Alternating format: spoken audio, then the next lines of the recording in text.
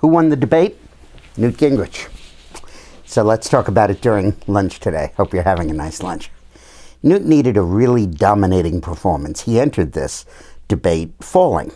I felt, as I shared with you after the Saturday debate, that Gingrich had lost that debate, that he did not give a dominating performance, that Romney did. And in the polls that followed, it turned out I was right, and most other commentators were wrong.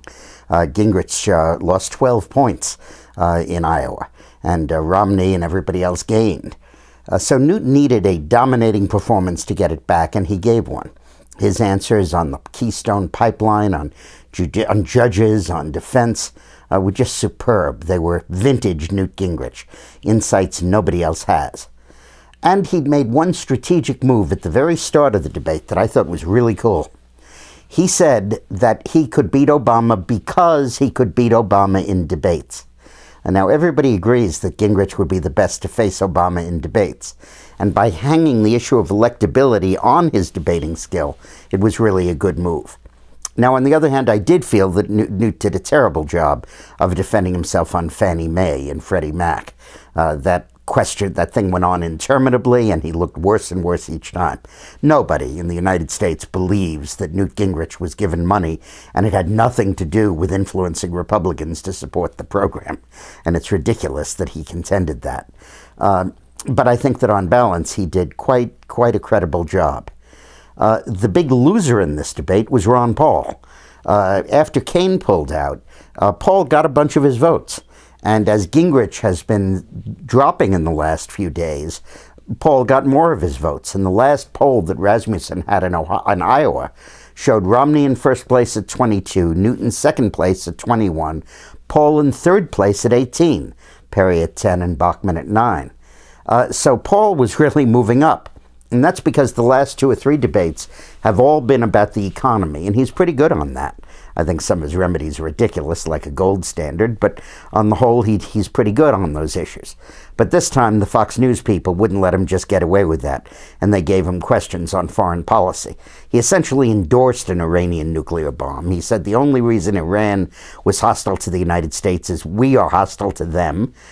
He repeated the same kind of thinking that led him earlier in the campaign to say we brought 9/11 on ourselves by our policies in dealing with the rest of the world. He was just terrible on those issues. I swear if he were the president of the United States in 1941, he never would have declared war on Adolf Hitler. So I just think that, he's Joseph Chamberlain revisited. I expect him to raise an umbrella anytime. And I hope and think that this will knock him back in Iowa. Who will benefit from that loss of votes? My bet is Michelle Bachmann will. She was fantastic tonight. She was aggressive. She kept coming at him and coming at him. I thought her going after Gingrich on Fannie Mae was superb. I think her going after Ron Paul on the defense and foreign policy issues was great. And at the very end of the debate, she pulled a cute move. Gingrich said Michelle often gets her facts wrong. And it was very patronizing. The subtext of it was she's a woman and she's kind of mixed up. And Michelle came back and said, I always get my facts right. And on these, I have my facts right. And nobody said it, but at issue is whether Newt Gingrich is a male chauvinist. And Bachmann, I thought, played that issue really, really well. Romney was slow and steady. Romney is Mitt Romney. Every serve gets returned. He continues every volley. He never has an ace, but he does awfully well. And again and again, anytime the economy comes up, job creation, his experience at some firms working, others not, he's just brilliant on that. It's so obvious that this is his strength. You elect Eisenhower in the middle of the Korean War because he's a general. And in the middle of the worst recession we've ever had, you elect Mitt Romney because he's a businessman and who understands this stuff. Makes so much sense. But it's a competitive environment, and I think Romney was on a roll. I think Newt was on the downswing, and I'll bet Newt turned that around tonight. Now, in terms of the other candidates, I thought Huntsman remains a candidate in the Democratic primary, not worth thinking about. I was very impressed, I have to say, with Rick Santorum. I thought he was very good.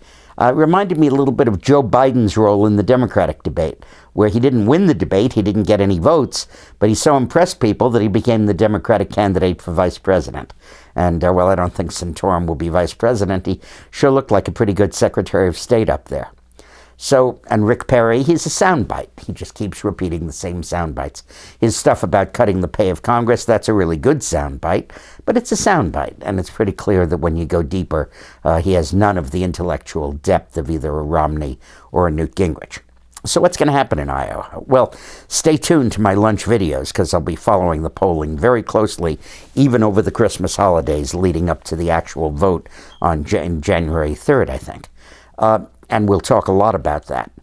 One possibility is that if everybody keeps ganging up on Gingrich and keeps saying he can't win, like Michael Savage and Ann Coulter and National Review and Iowa Governor Terry Branstad, he could fall, and maybe Paul continues to remain up there.